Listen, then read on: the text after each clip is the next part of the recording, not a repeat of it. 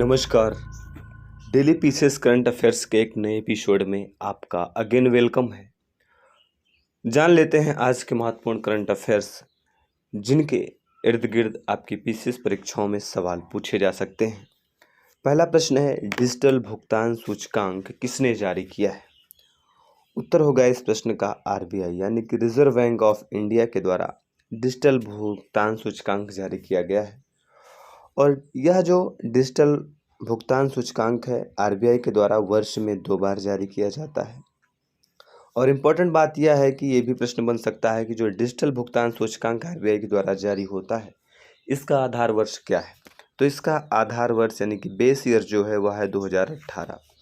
और आरबीआई कुछ अन्य महत्वपूर्ण रिपोर्ट्स जारी करती है जो आपके एग्जाम्स के लिहाज से बहुत ही महत्वपूर्ण है। जैसे आरबीआई के द्वारा ही वित्तीय स्थिरता रिपोर्ट जारी की जाती है, आरबीआई के द्वारा ही मौद्रिक नीति रिपोर्ट जारी की जाती है और आरबीआई ही विदेशी मुद्रा भंडार रिपोर्ट भी जारी करती है कि भारत का फॉरेन एक्सचेंज रिजर्व कितना है।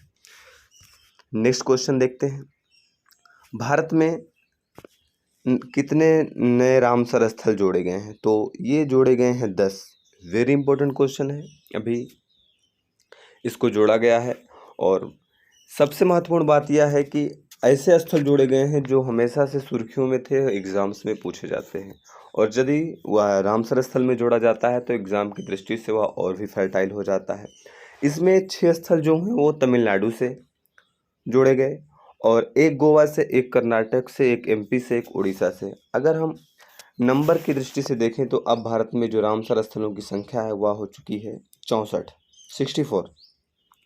और 6 स्थल जो तमिलनाडु से जोड़े गए हैं उसमें से पहला है कुथानकुलम बर्ड सेंचुरी, दूसरा है तमिलनाडु का स्थल जोड़ा गया gulf of Mannar biosphere reserve, तीसरा है तमिलनाडु से जोड़ा जाने वाला रामसर स्थल उदय मार्तंडपुरम बर्ड सेंचुरी, और चौथा स्थल जो तमिलनाडु से जोड़ा गया वह है वेदाथंगल बर्ड सेंचुरी, और चौथा स्थल जो रामसर स्थल से जोड़ा गया वह है वैलोंड वर्ल्ड सेंचुरी, और जो छठा स्थल जोड़ा गया उसका नाम है वेम्बनूर वेटलैंड कॉम्प्लेक्स। इस तरीके से 6 स्थल हैं जो तमिलनाडु से जोड़े गए।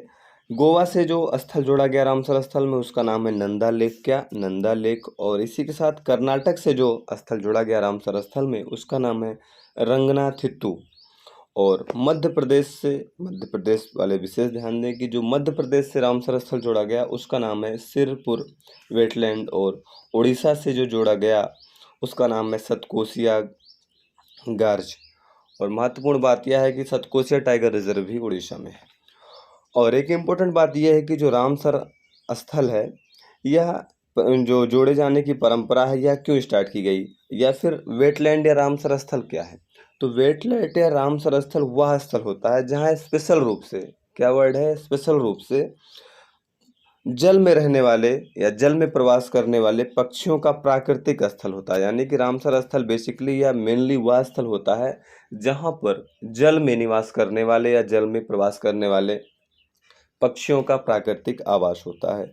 और ये जो रामसर कन्वेंशन है यह 1975 से लागू है। और रामसर स्थल या आर्द्रभूमि दिवस कब मनाया जाता है? 2 फरवरी को। एक प्रश्न ऐसे भी बन सकता है कि क्या भारत रामसर स्थल का या रामसर कन्वेंशन का मेंबर है? अगर भारत का स्थल उसमें जुड़ रहा है तो जाहिर सी बात है भारत उसका भी मेंबर है। आई थिंक आपको यह महत्वपूर्ण करंट अफेयर्स अच्छे से अंडरस्टैंड हो गया। नेक्स्ट क्वेश्चन है, सक्षम आंगनबाड़ी और पोषण 2.0 किस मंत्रालय ने शुरू किया है? तो इसको शुरू किया है महिला एवं बाल विकास मंत्रालय ने। और इस योजना का उद्देश्य क्या है? पहले से भी यह योजना चालू थी क्योंकि अब इसमें 2.0 जुड़ा हुआ है। अब जब 2.0 जुड़ा हुआ है इसका मतलब ये पहले से भी था। तो जो 2.0 के मिशन जोड़े गए वे क्या हैं, उन मिशन को जान लेते हैं। तो इस मिशन में जोड़ा गया कि जो सबसे ज़्यादा कुपोषण की चुनौतियां हैं उसका समाधान करना, स्थायी स्वास्थ्य प्राप्त करने के लिए पोषण जागरूकता और अच्छी खाना खाने की आदत को लोगों में डेवलप करना और पोषण संबंधी कमियों को दूर करना। कुल मिलाकर सक्षम आंगनबाड़ी और पोषण 2.0 योजना का उद्देश्य है मातृ पोषण, शिशु पोषण और छोटे बच्चे के आहार के मानदंडों को फोकस करना। नेक्स्ट क्वेश्चन देखते हैं। नेक्स्ट क्वेश्चन है, तिरंगा उत्सव का आयोजन कहाँ किया गया? उत्तर होगा नई दिल्ली। नई दिल्ली में तिरंगा उत्सव का आयोजन किया गया। और प्रश्न बने कि आखिर यह तिरंगा उत्सव का मेन फोकस क्या था या क्यों आयोजित किया गया? तो आप जानते हैं कि जो हमारा वर्तमान का राष्ट्रीय ध्वज है तिरंगा, इस तिरंगा को डिजाइन करने में पिंगली वेंकैया का महत्वपूर्ण योगदान रहा। और पिंगली वेंकैया साहब की 146वीं हाल ही में जयंती थी। उसी 146वीं जयंती को विशेष रूप से मनाने के लिए और पिंगली साहब को सम्मान देने के लिए इस तिरंगा उत्सव का आयोजन किया गया। और इसी अवसर पर पिंगली वेंकैया साहब के सम्मान में एक राष्ट्रीय स्मारक डाक टिकट भी जारी किया गया, यानी कि डाक टिकट भी जारी किया गया। और महत्वपूर्ण बात यह है कि जो पिंगली वेंकैया साहब थे, इन्हें 2011 में भारत रत्न भी दिया गया था। ऐसे प्रश्न बिहार पीसीएस के लिए इम्पोर्टेंट हो जाते हैं कि किस वर्ष किसको भारत रत्न दिया गया।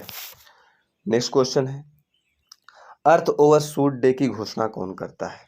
या जो संस्थान है सुर्खियों में था, इसलिए हमने इसको शामिल कर लिया। और अर्थ ओवरशूट डे आप जानते हैं हर बार जारी भी किया जाता है। तो अर्थ ओवरशूट डे जो है उसकी घोषणा करता है ग्लोबल फुटप्रिंट नेटवर्क। कौन करता है? Global footprint network.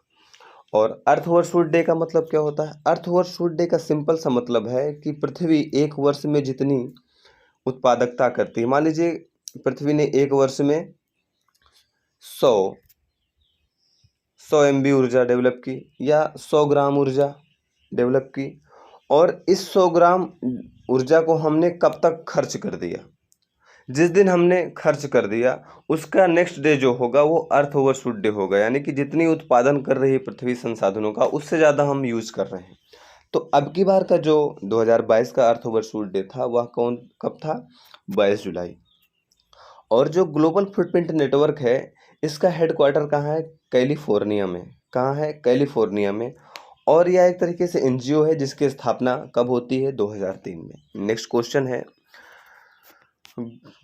Good for you good for the planet अभियान किसने शुरू किया है? तो इस अभियान को शुरू किया है WWF। और WWF का मतलब world wide fund for nature, world wide fund for nature. और इस मिशन का उद्देश्य यह है या इस अभियान का उद्देश्य है कि आप अपने लिए भी अच्छा करो और इस नेचर के लिए भी अच्छा करो। रिजल्टेड कि जो इन्वायरमेंट है इसका प्रोटेक्शन होगा, आपकी आवश्यकताएं भी पूरी होंगी और बात जाती है सतत विकास के लिए, सस्टेनेबल डेवलपमेंट के लिए कुल मिलाकर बात हो रही है। और इम्पोर्टेंट बात यह है कि जो WWF है इसका हेडक्वार्टर कहाँ है? इसका हेडक्वार्टर है ग्लाड स्विट्जरलैंड में। और इसकी स्थापना कब होती है? किसकी? WWF की 1961 में। और ये जो WWF है इसका मेन मकसद यही है कि प्रिजर्वेशन ऑफ एनवायरनमेंट, हमारा जो पर्यावरण है उसका संरक्षण करना। नेक्स्ट क्वेश्चन देखते हैं। इम्पोर्टेंट बुक है, उस बुक का नाम है the journey of a nation 75 years of Indian economy. पुस्तक के लेखक कौन है? तो इस पुस्तक के लेखक जो हैं वह हैं संजय बारू साहब। इम्पोर्टेंट बुक है। नेक्स्ट क्वेश्चन है, ऑनलाइन सरकारी ई टैक्सी सेवा शुरू करने वाला पहला राज्य कौन बना है? उत्तर हो जाएगा केरल।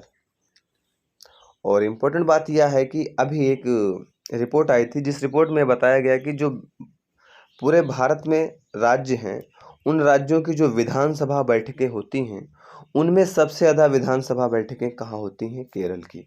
और आप जानते हैं कि केरल शिक्षा के स्तर पर बहुत अच्छा राज्य है भारत का। और इस समय वहाँ के जो मुख्यमंत्री हैं उनका नाम है पिनाराई विजयन।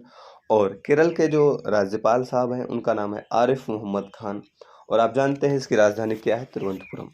देखते हैं आज की एक महत्वपूर्ण योजना। आज की योजना है सागरमाला परियोजना। सागरमाला परियोजना को 2015 में स्टार्ट किया गया और इसका नोडल मंत्रालय है ministry of ports and waterways, यानी कि पत्तन, पोत परिवहन और राजमार्ग मंत्रालय की योजना का नाम है सागरमाला परियोजना। और सागरमाला परियोजना का उद्देश्य है कि बंदरगाहों का विकास करना, यानी कि पोर्ट का डेवलपमेंट करना और पोर्ट को रेल एंड सड़क से कनेक्ट करना, इस परियोजना का उद्देश्य है। तो आज के इस महत्वपूर्ण एपिसोड में इतना ही। अंत में अस्त व्यस्त नहीं, व्यस्त और मस्त रहिए, पढ़ते रहिए।